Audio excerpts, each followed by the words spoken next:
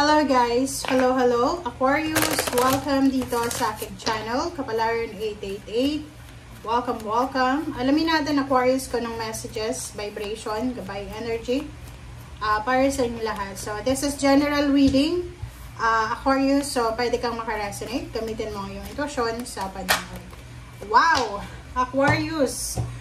Same with the Gemini, congratulations sa'yo kasi this is number 53,843,7.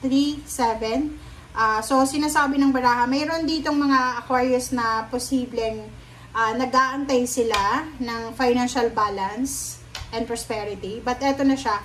Parating na. Congratulations sa lahat ng Aquarius. So, maybe if you're single, looking for partner, asawa, partner na financially stable, mayaman. Eto na. Sinasabi ng baraha sa'yo na ang universe ay magdadala sa'yo ng financial balance sa kahit na anong paraan. Okay? In any forms. Pero yung isa sa pwede ditong dumating sa'yo is love life. Pwedeng makapag-asawa ka ng mayaman, stable yung job, may mga ari-arian, or possible na makakuha ka ng partnership and collaboration na financially stable. Okay? Okay, ang ganda.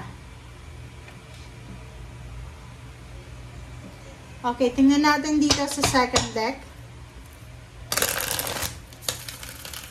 This is for the Aquarius. Okay, Aquarius. Okay. Aquarius, solitude, and recognition and reward. So, yun. Yung energy mo, Aquarius, ay pareho ng sa Gemini. So, panoorin mo din yung Gemini. So, yung baraha mo dito is number 9 and number 3. Sinasabi ng baraha na just be at peace. Kumbaga, halimbawa kung maraming gumugulo sa isip mo, maraming worries and fear, parang panghihinayang, regrets, ganun. Just pray, meditate, reflect. Kasi mayroon ditong parang unforeseen siya. Unforeseen. Solitude Wala tayong idea dito. So, isang unforeseen windfall of abundance and prosperity ang posibleng darating sa'yo in forms of recognition, rewards, awards, salary increase, higher position, financial help, financial assistance, connection, or kung ano man to na magta-transform sa buhay mo. So, kumbaga, sinasabi ng baraha sa'yo dito, Aquarius, na hindi mo pa to nakikita, hindi mo pa to nararamdaman. Unforeseen siya.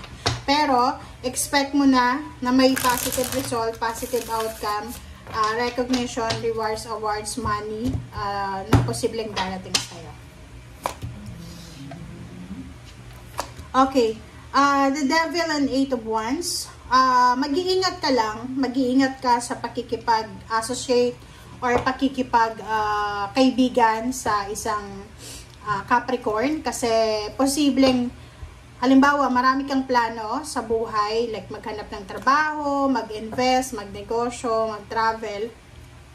And pag ito ay kinuwento mo sa maling tao, especially sa Capricorn, possible na ma-evil eye ka or possible na hindi yan matuloy. So, yung good news mo dito, okay, yung mga good news, communication, ano man ang message na natanggap mo, ano man ang communication na natanggap mo, ano man ang plano mo, wag mo yan nasasabihin sa mga Capricorn or sa mga tao na alam mo na hindi sila magiging masaya sa good news para sa'yo. Okay. So, 5 of Swords and 4 of Swords, 3 of Swords. So, sinasabi ng baraha sa'yo dito, Aquarius, na in terms of emotion, so sa ngayon, since pera yung hinahanap natin na message ngayon, mag-focus ka lang sa pera. Okay? Ibig sabihin, huwag kang maging emosyonal, huwag mong imimix yung iyong emotion sa iyong pananalapi. Okay? So, 4 of Swords, sinasabi ng baraha, kailangan mong mag-reflect, kailangan mong mag-pray, kailangan mong maging tahimik. Yung parang magtrabaho ka lang ng tahimik. Hayaan mo na yung success mo, siya ang maging ingay after. 'Di ba? Pero huwag kang masyadong mag-i-expect. Parang gano'n, you just letting go, kumbaga going with the flow. Pero hindi ka hindi ka masyadong ma-voca, yung hindi ka masyadong nagpo-post kung ano yung ginagawa mo. So, just keep it a secret. Parang ano lang, low-key lang. So, kung ano man ang plano mo, Aquarius, sarilinin mo na muna. Kasi napapaligiran ka, okay, napapaligiran ka ng mga taong pwedeng susuporta sa'yo, but napapaligiran ka din ng mga taong may inggit sa'yo. Wow! So, these two cards, yung Six of Swords, tsaka Chariot, this is a manifestation of travel, relocation, change of address, change of residence, change of work, change of career, movement, pwedeng may bibili ng sasakyan, may magta-travel, magbibili ng plane ticket, or sinasabi ng baraha sa'yo dito na posibleng may aalis. Kumbaga, aalis ang Aquarius na to sa isang lugar, sa isang sitwasyon, sa isang trabaho, sa isang negosyo, na alam niya na hindi na working para sa kanya. So, yung Chariot na yan ay nagsasabi sa'yo na nasa tama kang direksyon. So, kung ano itong landas, ano man itong journey na tatahakin mo, sinasabi ng baraha sa'yo na yan ay para sa'yo. Okay? Two of Cups and Ten of Swords. So, sinasabi ng baraha sa'yo dito na yon isa sa mga kumbaga trials or isa sa mga posibleng nagiging hadlang sa buhay mo is yung relationship mo.